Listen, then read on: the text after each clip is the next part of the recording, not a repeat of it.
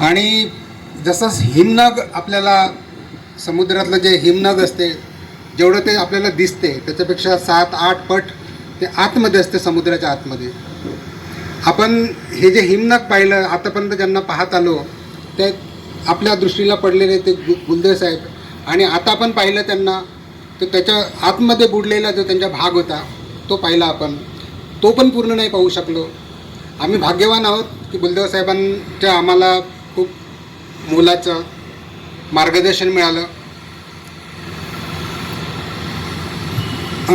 या कार्यक्रमाची सांगता या कार्यक्रमाचे अध्यक्ष बोरकर साहेबांच्या शब्दांनी होईल. त्यापूर्वी मला 1-2 शब्द बोलायचे आहेत. गुलदेव साहेबासोबत आम्ही भरपूर ट्रॅव्हल केला आणि ट्रॅव्हल करताना भरपूर वेळ होता, त्यावेळेस त्यांनी आम्हाला खूप सारा गायडन्स केलं.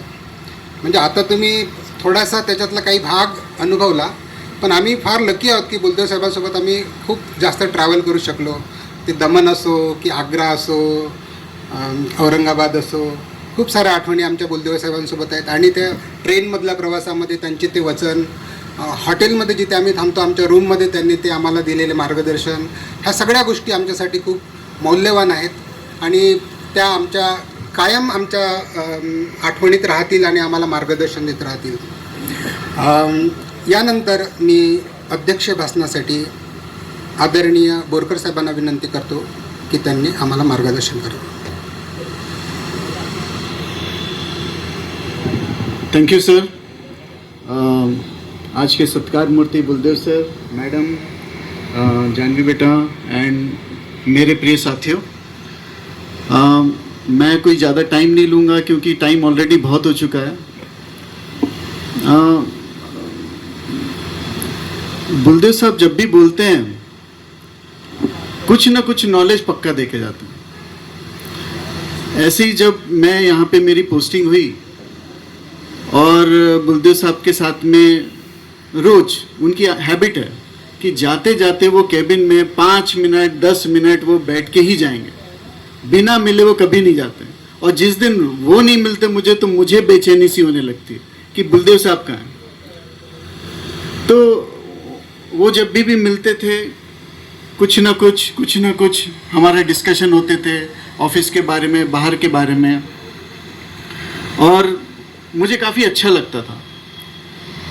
ऐसे ही एक एजेंट्स मीटिंग में मतलब किसी ने मुझे बताया कि बुलदेव साहब बहुत अच्छा बोलते हैं, तो मैंने बोला ठीक है. मैं नया ही था तो बुलदेव साहब आए सामने बोलने के लिए, और इतना बढ़िया उन्होंने अपना जो मतलब बताया एजेंट्स को, मुझे मतलब ऐसा प्रतीत हुआ कि वो एकदम ग्राउंड से जुड़े हुए हैं, ज़मीन से जुड़े हुए. ऐसी भाषा, मतलब हम एजेंट्स को बहुत हाई फाई बात करेंगे, मैनेजमेंट की बात करेंगे, बड़ी बड़ी बातें करेंगे, उनको वो नहीं चाहिए.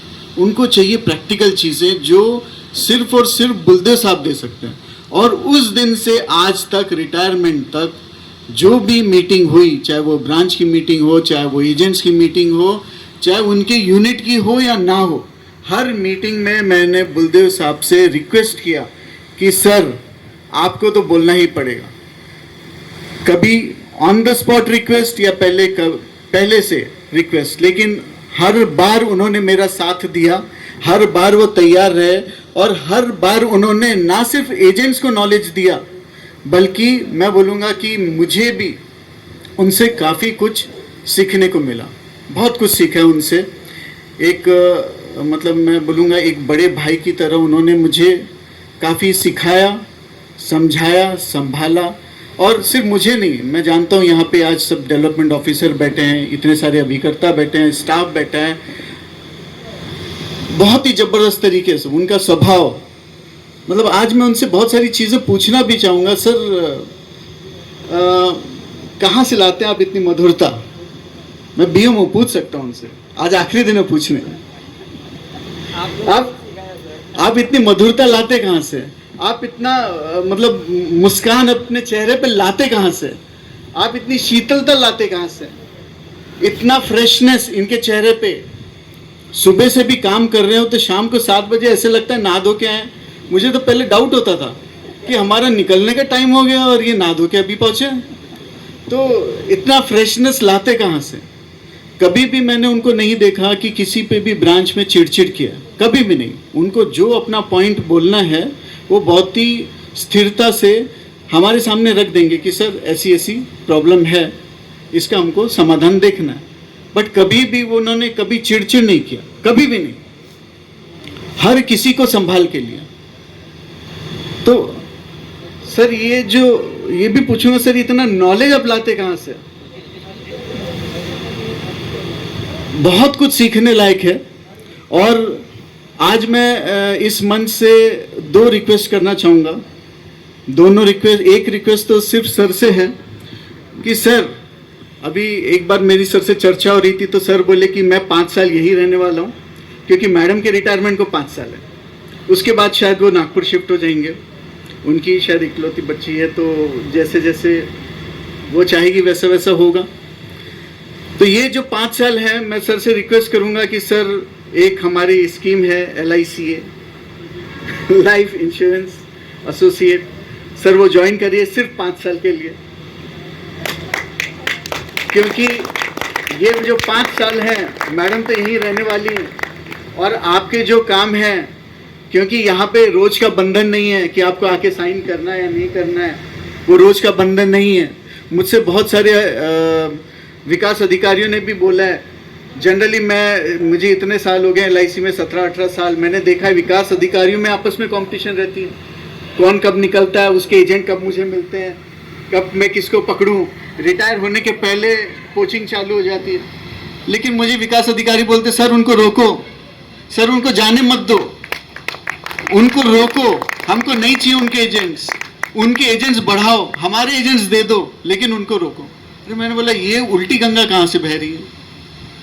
ये कमाई है उनकी, ये कमाया उन्होंने जीवन में।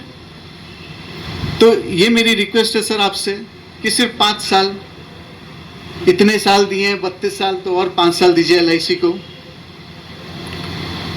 और आपने बहुत ही सक्सेसफुल जो पारी निकाली है, उसमें 5 साल का एडिशन और एक अच्छा मतलब LIC के लिए रहेगा। साथ ही जो आपने मतलब जानवी ने भी बोला, मैडम ने भी बोला, सभी ने बोला, और मुझे बहुत खुशी हुई है। देखते देखते अभी 11 बज रहे हैं, कैसे टाइम गया पता नहीं चला। मुझे नहीं लगता है कोई भी रिटायरमेंट समारंभ इतना लेट चला होगा, कोई भी नहीं चला होगा। मेरे सामने 3 रिटायरमेंट हुए हैं, शायद हम तो 7-8 बजे घर पहुंच गए थे, लेकिन ये एक समारंभ है जो 11 बजे तक चल रहा है और अभी पता नहीं कितना चलेगा। तो ये मेरी आपसे पर्सनल रिक्वेस्ट है सर, और 5 साल LIC को दीजिए। जब मैडम रिटायर होंगी तभी आप रिटायर करिए, क्योंकि मुझे तो आप चेहरे से भी नहीं लगते कि आप रिटायर होने वाले हैं। न्यू अपॉइंटमेंट होंगे? हाँ, न्यू अपॉइंटमेंट। मैं तो बोल रहा था कि सर 25-30 साल में, मतलब 30 साल की सर्विस नहीं हुई है, बल्कि ये तो 30 साल के दिखते हैं। 30 साल में क्यों रिटायर कर रहे हैं LIC इनको? और दोस्तों, एक रिक्वेस्ट मैं आप सभी से करना चाहूँगा। यहाँ विकास अधिकारी भी बैठे हैं, यहाँ पे हमारे अभिकर्ता भी बैठे हैं, और बुलदेव साहब रिटायर होने के बाद भी अगले 10-12 दिन तो ऑफिस में आने ही वाले हैं। तो एक रिक्वेस्ट मेरी ऐसी है कि हमको सिंगल प्रीमियम के लिए अभी और 50 लाख की आवश्यकता है। ये हमारे आजू बाजू सभी शाखाओं के सिंगल प्रीमियम के टारगेट हो गए। 975, वरोरा, ब्रह्मपुरी, गढ़चिरौली, ऑलमोस्ट सभी शाखा के हो गए। ये प्लेटफॉर्म ये बात बोलने के लिए सही नहीं है, लेकिन आप सभी एक साथ मिले हैं, इसलिए मैं आप सभी से रिक्वेस्ट करता हूं, अगर एक एक विकास अधिकारी भी 5-5 लाख का संकल्प कर ले तो सिंगल प्रीमियम टारगेट अचीव करना हमारे लिए कोई बड़ी बात नहीं है। यहाँ पे बैठे मैं सभी अभिकर्ताओं से भी रिक्वेस्ट करूँगा कि हर कोई एक बुलदेव साहब नहीं, मुझे समझ के या बुलदेव साहब को समझ के 5-5 लाख का गिफ्ट, 2 दिन या 3 दिन बचे हैं, ये 3 दिनों में बुलदेव साहब को गिफ्ट दें या मुझे गिफ्ट दें, लेकिन हमारी शाखा का सिंगल प्रीमियम टारगेट पूरा करें। अब मैं और समय नहीं लेते हुए बुलदेव साहब को उनके सामने के आयुष्य के लिए शुभकामनाएं देता हूं। उनका जीवन हमेशा निरोगी रहे, जितने स्वस्थ वो दिखते हैं उतने स्वस्थ जब तक मेरी आंखें चालू तब तक दिखते रहे, ये मैं भगवान से प्रार्थना करता हूं। इतना बोल के मैं मेरे दोस्त से समाप्त करता हूं। Thank you.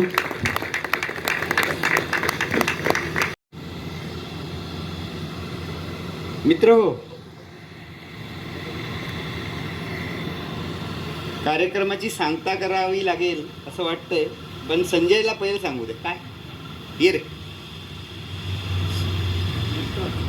हा जो सोहळा होता हा ऑफिसकडून होता.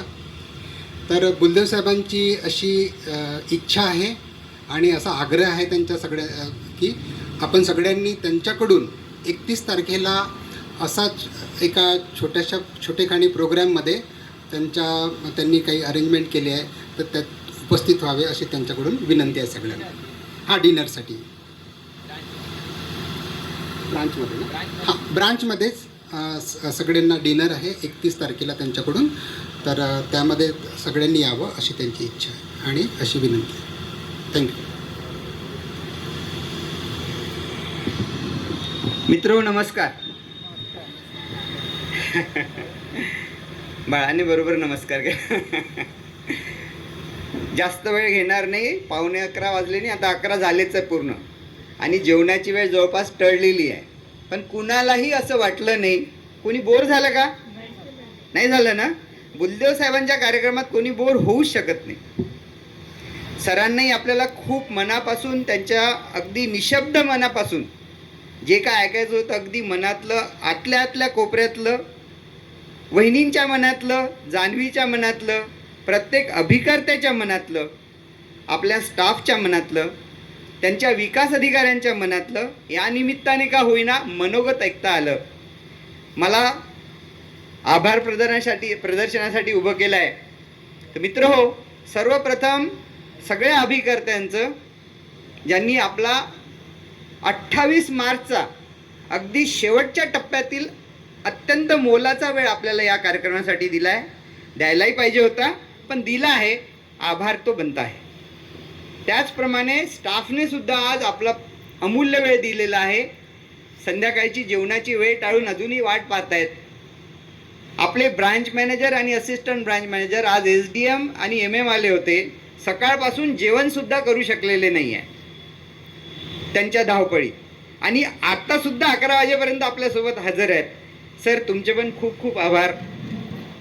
आपल्या वेळ काढून आमच्यासाठी वहिनी पहिल्यांदा LICच्या पायऱ्या ओलांडून आल्या. तुमचे खूप खूप आभार आहे सुप्रिया वहिनी. आणि डॉक्टर जान्हवी, आता MDSची तयारी अगदी शेवटच्या टप्प्यात आहे. 18 तारखेला तिला पेपर द्यायचा आहे. त्यामध्ये सुद्धा आज इतका मोठा वेळ तिने दिला आहे, जवळपास 4 तासाचा. तिच्यासाठी तो किती महत्त्वाचा हे मी चांगलं जाणतो, ती पण जाणते. तिचेसुद्धा खूप खूप आभार. कॅटरिंगवालेसुद्धा खूप वेळचे आपलं वाट पाहत आहे की केव्हा हे एकदा जेवायला सुरुवात करतील.